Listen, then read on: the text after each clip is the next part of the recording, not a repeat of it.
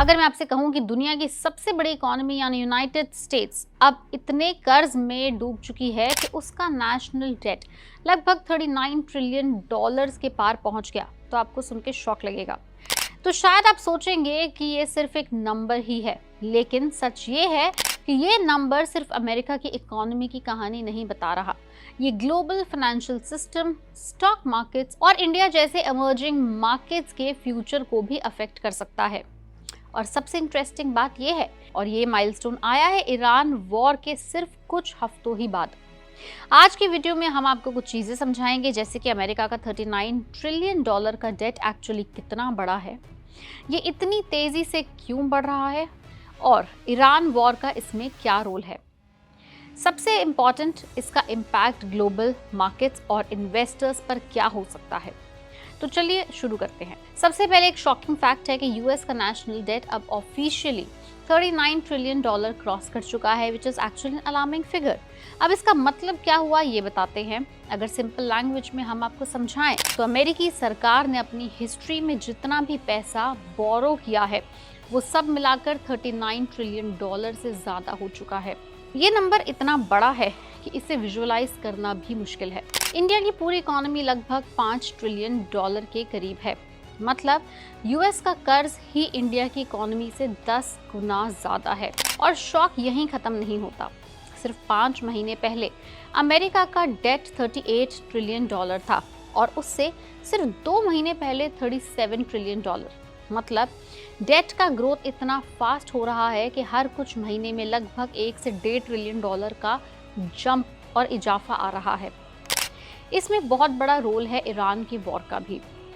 ये रिकॉर्ड तब आया है जब अमेरिका अभी एक और कॉस्टली कॉन्फ्लिक्ट में इन्वॉल्व है।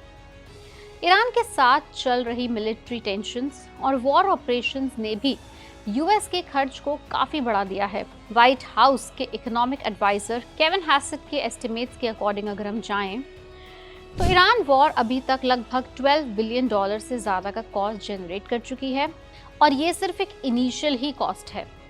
हिस्ट्री बताती है कि वॉर्स का रियल कॉस्ट बाद में एक्सप्लोड करता है। एग्जाम्पल के लिए आपको बताते हैं कि इराक वॉर और अफगानिस्तान वॉर के बारे में।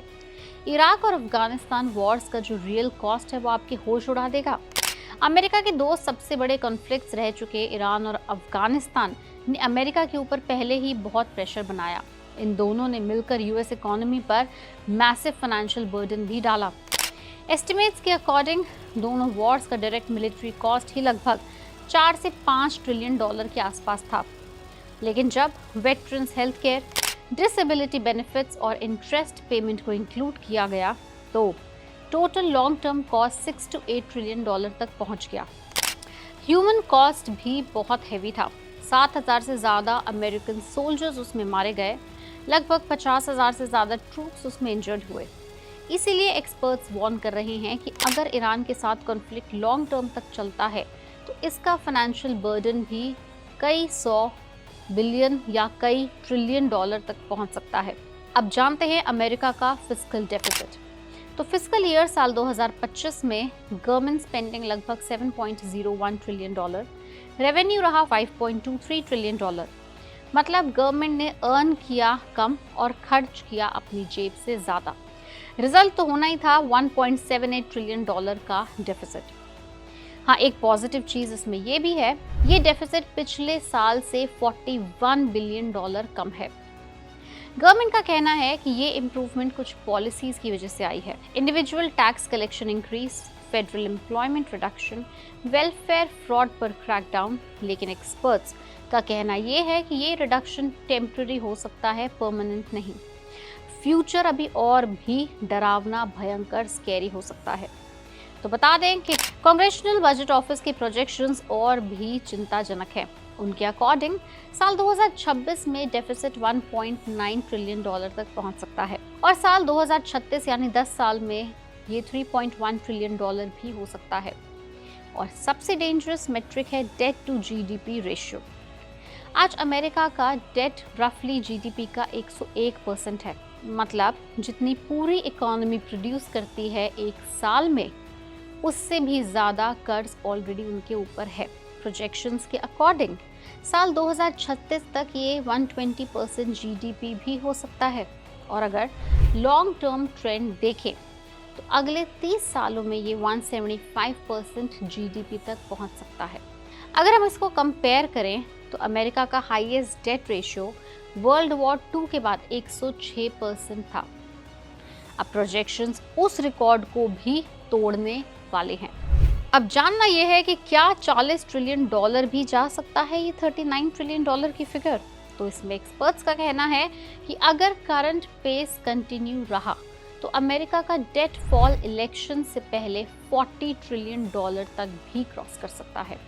मतलब दुनिया की सबसे पावरफुल इकोनॉमी हर कुछ महीने में 1 ट्रिलियन डॉलर का एडिशनल बोरोइंग कर रही है। और सबसे बड़ी प्रॉब्लम ये है कि इस ग्रोथ को कंट्रोल करने का क्लियर लॉन्ग टर्म प्लान अभी तक नजर नहीं आता दिखाई दे रहा। अब जानना यह है कि इसका ग्लोबल मार्केट्स पर क्या इम्पैक्ट पड़ेगा। अगर यूएस डेट बहुत फास्ट ग्रो करता है तो ग्लोबल इंटरेस्ट रेट्स हाई रह सकते हैं, डॉलर स्ट्रॉन्ग रह सकता है, इमर्जिंग मार्केट्स में वॉलेटिलिटी आ सकती है। और क्योंकि यूएस ट्रेजरी मार्केट दुनिया का बैकबोन है तो उसमें स्ट्रेस आने पर ग्लोबल लिक्विडिटी पर भी इम्पैक्ट पड़ सकता है। इसीलिए दुनिया भर के इन्वेस्टर्स अब यूएस फिस्कल सिचुएशन को क्लोजली मॉनिटर कर रहे हैं। अब सबसे इम्पॉर्टेंट बात आपके और मेरे लिए ये है कि इसका इम्पैक्ट इंडियन इकोनॉमी पर क्या हो सकता है। तो अगर दुनिया की सबसे बड़ी इकोनॉमी यानी यूनाइटेड स्टेट्स का डेट और तेजी से बढ़ता रहा तो इसका सीधा इम्पैक्ट अमेरिका तक लिमिटेड नहीं रहेगा, बल्कि ग्लोबल फाइनेंशियल सिस्टम और इमर्जिंग मार्केट्स जैसे इंडिया पर भी पड़ेगा। जब यूएस गवर्नमेंट ज़्यादा डेट लेती है तो वो ज़्यादा ट्रेजरी बॉन्ड्स इशू करती है, जिससे ग्लोबल इंटरेस्ट रेट्स हाई रहते हैं। और इंडिया में भी बोरोइंग कॉस्ट जैसे कॉर्पोरेट लोन्स, होम लोन्स और इंफ्रास्ट्रक्चर फाइनेंसिंग महंगी हो सकती है। हायर यूएस बॉन्ड यील्ड्स की वजह से ग्लोबल इन्वेस्टर्स सेफ एसेट्स की तरफ शिफ्ट कर सकते हैं, जिससे इंडियन स्टॉक मार्केट में एफआईआईज की सेलिंग और वॉलेटिलिटी बढ़ सकती है, जैसे पहले भी एग्रेसिव रेट्स हाइक के दौरान यूएस फेडरल रिजर्व के टाइम देखा गया था। साथ ही स्ट्रॉन्ग यूएस डॉलर रुपी को वीक कर सकता है और इंपोर्ट्स खासकर क्रूड ऑयल महंगा बना सकता है, क्योंकि इंडिया अपनी एनर्जी नीड्स का बड़ा हिस्सा इंपोर्ट करता है। अगर ग्लोबल इंटरेस्ट रेट्स लंबे टाइम तक हाई रहे तो इंडिया के लिए सोवरेन बोरोइंग और इंफ्रास्ट्रक्चर फंडिंग भी कॉस्टली हो जाएगी, जबकि यूएस स्लो डाउन का रिस्क इंडिया के exports, IT services, pharma, engineering goods पर प्रेशर डाल सकता है, क्योंकि यूएस उसका सबसे बड़ा एक्सपोर्ट मार्केट है। इसलिए यूएस डेट का रिकॉर्ड लेवल पर पहुंचना सिर्फ अमेरिका की प्रॉब्लम नहीं है, बल्कि एक ग्लोबल मैक्रो ट्रेंड है जो करेंसीज, इंटरेस्ट रेट्स और इंडिया की इकोनॉमिक ग्रोथ तक इन्फ्लुएंस कर सकता है। इन द एंड $39 ट्रिलियन का यूएस नेशनल डेट सिर्फ एक स्टैटिस्टिक नहीं है, ये एक ग्लोबल इकोनॉमिक स्टोरी है जो फ्यूचर में मार्केट, इंटरेस्ट रेट और इन्वेस्टमेंट्स को शेप कर सकती है।